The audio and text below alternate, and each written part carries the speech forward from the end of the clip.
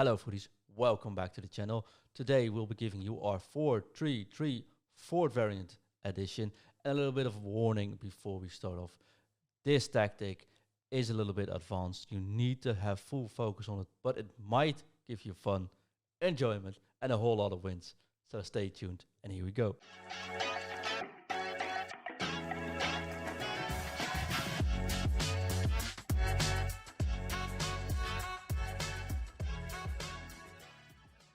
So 4-3-3 Fort variant, why do we want to play that? Well, we want to play that because it is aggressive, but it's also very stable and it is very good against countering those annoying narrow formation. It does wonders for me. And as you can see, my great pick so far, it has been working tremendously well in Wicked League. It counts to 4-3-2-1, that's why I call it the 4-3-2-1. Ha! Really well as well. So gave me 16 wins this weekend, which has been a while for me. Also, it's been a while since we played Wicked League. And let's have a look at the tactics. Something though, before we have to start, is have a look at what kind of players you need. You will not need necessarily fast center defenders. It's very important to have manual center defenders. Select them manually and use them properly, so stay in line. We have a masterclass on that one coming in soon as well, so have a look at that. What we also need is we need two great wingers that are able to finish. In this situation, I am using Netfed as my right winger and I'm using Zaha as my left winger. And you need a preferably very strong cam, and I use Wout Weghorst for that. Ronaldo is of course my striker, and running at midfield are Tonali and Cagliari. Very important, they don't necessarily need to be very good defenders. So the defensive stats, they are helpful, but they are not crucial. The Vieira's kind of players, they will not really have much added value in these tactics. But what you will need, you have to have some dribbling, agility and preferably good passing, and that's what all these guys have as well. They will be coming in front of goal as well, so they might be able to score you some goals. And well, Tonali isn't the best finisher, but he definitely has the dribble and agility to use that. Very important, might be the most important position in this squad, in this formation, are your fullbacks. In this situation you want speed, but you also want some good passing. And although Carlos Alberto hasn't been my best right back so far, yeah, definitely has the speed. And of course Cancelo on the left wing, which has been great for me. I have used, of course, Darmian and Delaney as well. They both did a very good job as well. So important fullbacks. If you want to have a cheap fullback that's really good at this place, it's the Mitchell card, which I'm highlighting here. He has been a heck of a player, but then I packed Cancelo, so there was no further use for him. So without further ado, let's take a deep dive into the tactics themselves. So here we are into the tactics themselves, and no worries, you can already read it, everything, copy it and try it, but without some explanation it will probably not be very much effective. Defensive style, we have built this according to the Dutch laws. Whenever you lose the ball up front, you first want to apply pressure and you want to take the first couple of seconds. See if you can get the ball back. Many of your goals will be scored from turnovers after you just lost the ball. A very important feature is that you do not, I repeat, do not always press. Have a look of your surroundings. If you see your opponent is going for the through ball, then select right switch stick to your defenders and make sure you go for this run and don't press. But when you do press, and I think it is very important if you switch it up, when you do press with your front line, you are able to take some pretty amazing turnovers from it. So press after possession loss, but manually press. Then we have 50 width, just balanced. It's not really interesting, and it is on 60 depth. I have been running this a little bit higher, but we tuned it to be on 60.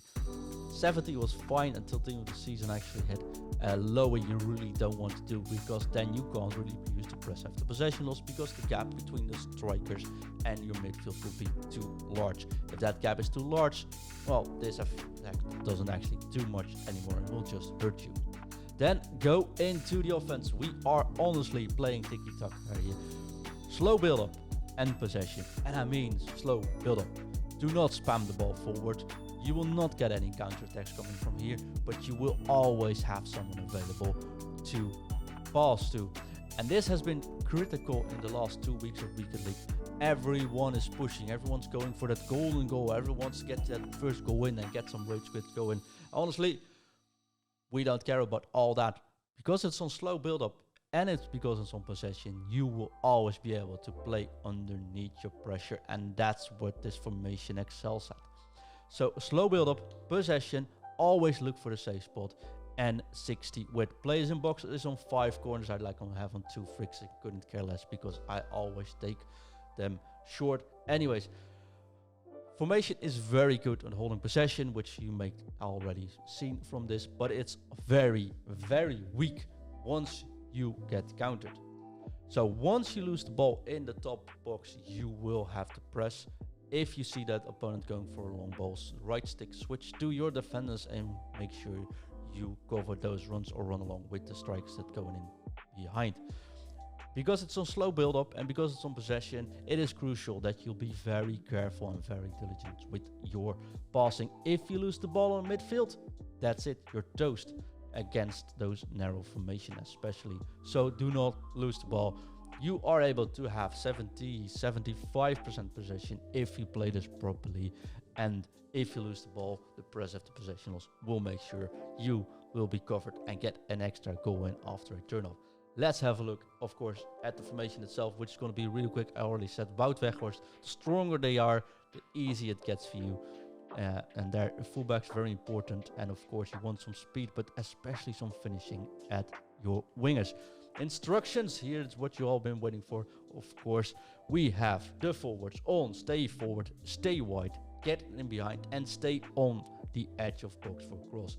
This means they are always able to get the ball. If, for example, your fullback has the ball, you can always play it to the other winger. So Cancelo has the ball, he is always able to pass it to Nedved and the other way around. That area is always going to be open for you. So use that. Same thing if the fullback has the ball, you can with R1 get this player to come towards you. The possession play, of course, helps with that. You can pass it into their feet and they go from there. So stay forward, stay wide, get in behind, very important. Then go to the striker. This has required some tuning, but in the end, we are staying with target man, and that's it. He will not be the player, actually, that goes in behind, or it doesn't have to be a fast player, but he has to be strong. He wants to be able to get the ball. You preferably want to have some skill moves to open up a little bit of gap, and important, they need to be able to finish a cross, because Nedved and Zaha, the wingers in this situation, will be able to give some crosses into running players. And then Ronaldo in this situation, here is why you want this big strong guy over here, are able to create some good open headers. In this situation, you want your cam on get into the box for cross, and that is for the crosses. Very important. Midfield. Oh, pretty basic, honestly, because you just have them unbalanced. They are there to clean up the balls, they are there to distribute the passes, but you cannot, and I repeat once again, you cannot lose the ball with these guys. If they lose the ball, you're done for, and you really don't want to have that. Let's have a look at the fullbacks. They are unbalanced, which means they are going to be running up front, and also means you can't lose the ball again with them. That's where the slow build-up and the position play comes into place. But these guys are always going to be available. And why are they on inverted? Because the forwards, the wingers, are of course on stay wide. These guys will run into the gaps for between your midfield and your winger. And these guys are the most important players in your situation, in this playstyle, for exactly that reason. And it might actually be a good idea to keep those two guys, get some subs on the bench to sub them out later on, because they're on press on possession loss. They actually, when they lose the ball on top, they might actually be, and they have good defensive stat, the ones that get the ball back from you on top of the field. The center defenders, you just have them on stay back while attacking, and the goalkeeper in this situation is on balance. But with Alisson, I can already say you really want to have him on sweeper keeper. I think that is crucial. So very fun information. Now let's have a look at how you can hold possession while doing this. Let's have a look at how you deal pressure. Once your opponent has the ball in his own half, you can start applying the pressure. Use second man press or use your strikes towards forward. Keep going at it. And once you've lost the ball at the top, and the first amount of pressure doesn't work, then it is very important to watch out for those counterattack. And in this situation, the area where Cancelo is leaving behind is the area you should cover. You should not walk ahead, because then you will run straight into these counterattacks. So you press with your forwards. You can even press with your midfield, but once you figure out that's not working, or they were able to press underneath that pressure, that's why you cover those running players, like in this situation. After that, they have to look for other options, and then it's really stable. And as you can see here, sometimes you just keep going, you keep applying pressure, your midfielders catch up, you take a shot. You can take shots more than you would do with any other formation like this, because the second man, like in this situation, Netfed, are often available for that pickup. And if it doesn't work, again, you still have the fullback. In this situation, Cancelo again. This is why they are so important, to catch up for that, to make up for that. And you can go again applying pressure. So apply pressure with your forwards. If the forward and midfield are being covered, then you take it again. You can take shots like we do here. The rebound, you'll not get the first rebounds, but right after that, again, the fullback, Cancelo, takes over the ball again, and now you got loads of space to play the ball into. And that often can lead to counterattacks if you start to remain calm. So that's how the formation works. Enjoy. So thank you for sticking along this video for this long. I really hope you enjoyed this formation. Normally we would upload these videos to our FUTcoaching.com YouTube channel. This time, however, we decided to upload it to our Foot in Review channel, which hasn't been named yet, so we could really appreciate your sub. Just press that sub and like button if you want to help us grow this channel. All the members of our community, check it out by going to patreon.com/footinreview, get these tactics early for the whole season. That is why we wanted to do it like this. This way you can actually see it yourself. Also, go check out the podcast, of course, on all podcast platforms of your choice. And check out this channel where you're looking at right now to make sure you see the video on demand version of it. I hope you enjoyed the tactics. See you later. Bye bye, Futties.